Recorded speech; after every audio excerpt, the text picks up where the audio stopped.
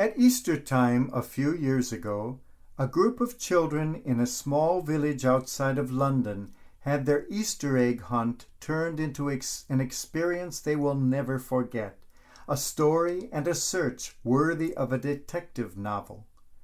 Gathering together with their families in a field in Surrey, they set out in delight to find the eggs hidden for them. It promised to be great fun, as always, and they were excited, as all children are at such times, hoping to find the treasures promised them at this time of year. Suddenly, a police helicopter appeared overhead, and it was obvious that something was amiss. Just before, the children had also noticed two men running quickly across the field. The men did not seem to be stopping to look for eggs. They were running from something, and the little egg hunters rightly guessed that it was the police they were running from.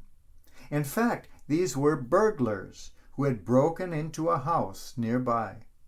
Now the children were witnessing a police pursuit in full swing.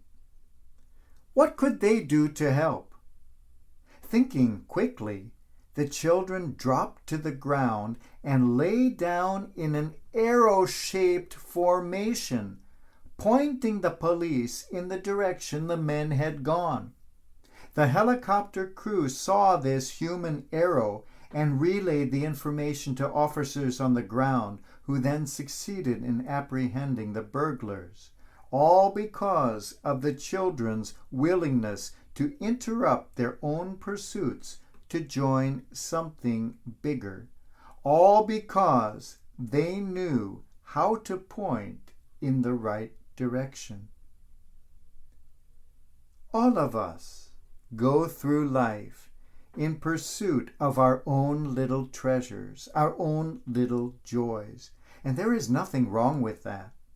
But sometimes we are called upon to drop for a moment our trivial pursuits and join in something bigger, much bigger. In our pursuit of those big, important things, we cannot always run with the big, important people, nor can we always fly overhead and see the whole picture as from a helicopter. Sometimes we are called upon to join together with others and form a human arrow, pointing out the right direction. And sometimes pointing in the right direction means we have to drop to the ground, drop to our knees, and remember something that can only be perceived in adoration and contemplation. Such a human arrow is powerful and can change the course of the world. Such a human arrow is possible only when all are pointing in the same direction.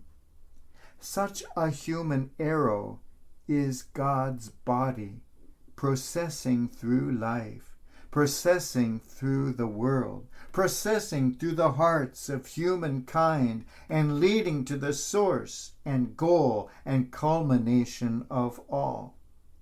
Such a human arrow is the people of God, whether parading through the streets in public testimony in a Corpus Christi procession, or performing quiet, private, little acts of mercy and love.